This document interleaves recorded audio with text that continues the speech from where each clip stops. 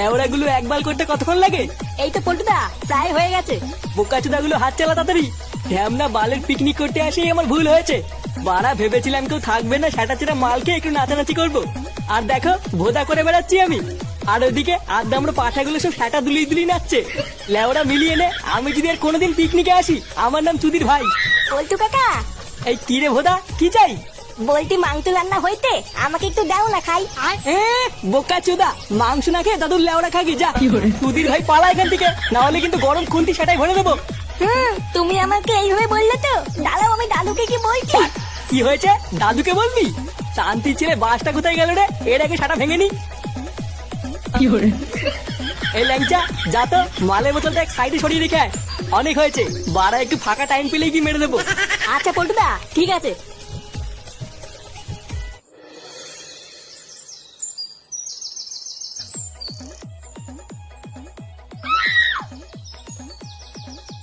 না, পল্টুদা তো এটা আমাকে সরিয়ে রাখতে বললো, কিন্তু এই ফাঁকা জায়গায় রাখবো কোথায়?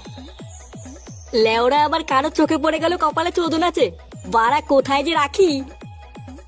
যাই সামনে গিয়ে দেখি কোনো জায়গা পাই কিনা।